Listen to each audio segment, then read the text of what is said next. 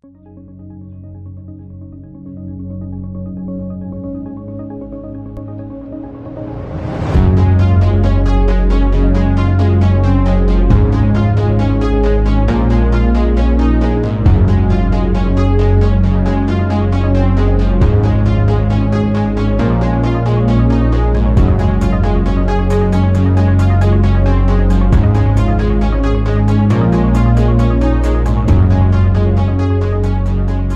now we come to our speakers of the morning, and I am delighted to welcome them.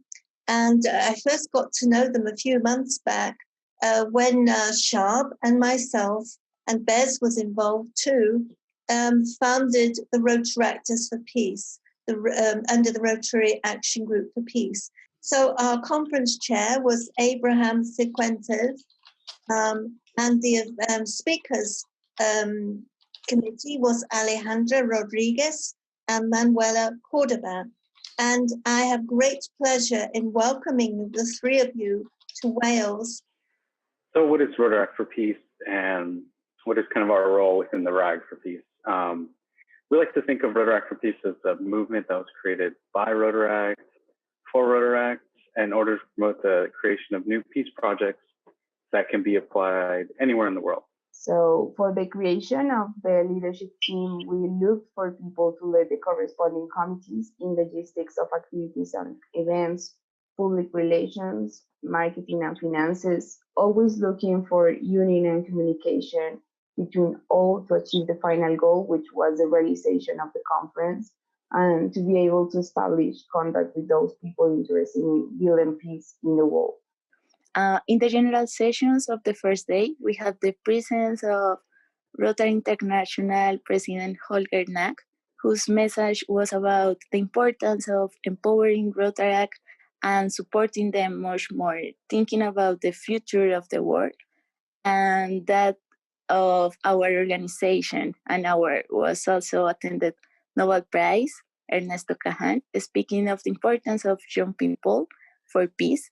And these were some perspective or people who live in conflict, but who have carried out projects in their communities to fight against violence and seek alternatives for peace building. So kind of the dynamic of the conference was to have multiple breakout rooms where we can go deep into different topics. The second day, we had the presence of the President-elect Shekhar Mehta with this message of engage and don't be shy to be an actor in public policy. And there was also a peace fellow, Patricia Schaefer from New Gen Peace Builders, who spoke to us about the importance of building peace with projects that involve youth and Rotary clubs. So we've always been very appreciative from the beginning to have the opportunity to be the team that put together kind of the first World Peace Conference under the name of the RAG for Peace and our own for Rotaract for Peace. Because from this experience, we were able to work with people from different parts of the world, not just Rotaractors, but other people who are very interested in the topics of peace. So this conference was attended by more than 400 people and 14 countries. So our idea of providing support to the ideas that came out of the Peace Conference after the realization of the workshop helped us to find new organizations that saw the fact that young people had led the conference. A brilliant effect that happened that came out of the conference was that we created this buzz, this excitement, this energy from different organizations that wanted to kind of work with us. We've been invited to participate in webinars where we've talked about Colombia and its kind of process of building peace. Another organization we were very excited and have been working with is World Beyond War, where we dive deep into kind of what does the world beyond war look like, where we have no more conflict, no more arms. So there's the UN International Day of Peace that we celebrated on September 21st, where we kind of did our first webinar along with World Beyond War. And another day that we kind of wanted to celebrate in a way was the International Day of Nonviolence. People who are interested in working with peace, young Rotaractors got even more excited about it. And other Rotaractors and Rotarians who kind of have never worked directly in peace they came back and were like, how do we get back into this? We're so excited to work with you.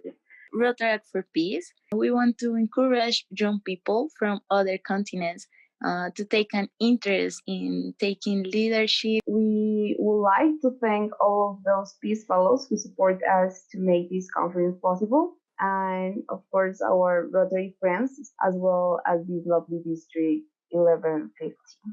Thank you. Thank you so much. I have the huge privilege of welcoming Walter Geiger. Thank you for this invitation. Once I just have been nominated ambassador in Senegal, and I went to a meeting with a local peasant organization. I took out my speech, and immediately the chairman interrupted me and said, Walter, please, we would like to know what you have in your heart and not what your collaborators have written for you. Now, since then, I'm no more speaking using papers in providing my speeches, and I continue with my little stories. It was about 2 years later, I was with the Senegalese Prime Minister in a huge in the theater of Dakar, and I haven't been informed by these peasant organizations that they expected me to speak just after the Prime Minister. It was the Prime Minister, of course, he had a paper and was reading it out with modest applause. Since I was not able to prepare anything, I went there and I told my little story of the president who told me not to use a paper.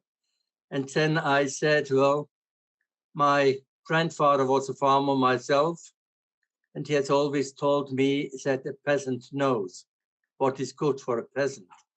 And I had an applause, you wouldn't believe it. And when I went back to my seat, the Prime Minister said, I regret that you are Swiss. Otherwise, I would have appointed you my Minister for Agriculture. I was a Rotarian, I think, as most present now at this district meeting for about 20 years of my Rotary career. I met so many interesting people I wouldn't have met without Rotary. Now, the history of Rotary and UN goes really back to the conference of San Francisco. But in fact, I would even like to go a step further back.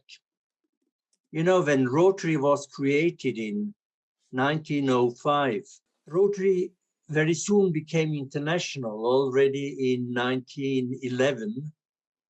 This was a time of big tensions in Europe. Very soon, the First World War broke out. Rotarians met in one of their first conventions in Cuba and took an initiative for looking for ways and means to bring peace to this world. But the step to Europe was made after the Second World War. And one of the reasons was peace building, conflict prevention. When the UN started to have interns, the first intern had a scholarship of Rotary. It was only in 1980 that Rotary International was asking to be recognized as an observer organization to the Economic Council of the UN. And a few years later, Rotary created this network. And we have, a three-way strategy. The task of an international representative of Rotary to this organization is to explain what is Rotary all about. Second is to look for synergies between our actions and what these organizations are doing. And third is to reach out to clubs and districts to establish again synergies, bridges between what districts and clubs are doing and what international organizations are doing. Why is this of importance? I think the best example to give is polio. The whole polio program, of course, is a huge success. It would not have been possible without the support of WHO. Now, therefore, it's really our mission to look for these possibilities. But let me now come to the peace sector, peace building, conflict prevention, and the excellent work the Action Group for Peace is doing under the leadership of your governor. Now, the first Rotary Day at UN Geneva I have organized in 2017. At the end of the meeting, some of the peace fellows came to me and said, Walter, great. You have organized a great meeting, very interesting discussions. But what does this bring about for peace? So I had many discussions with peace fellows, and we agreed together to launch a Rotarian peace project incubator. Now, in 10 areas, we have been working and developing peace projects. And on 1st November, when we present all the projects online, we are now able to present about 40 projects. But let me just finish with one sentence. Rotary in the peace area can make really a contribution if we choose the right approach. Rotary cannot replace governments. We cannot work top down. But we Rotarians are members of the society. We can work bottom up. Our members are part of all ethnical groups. We are everywhere. And if we really live to our values, translate our values into peace projects from bottom up, we can contribute to world peace. I'm convinced. This is the message I wanted to give you.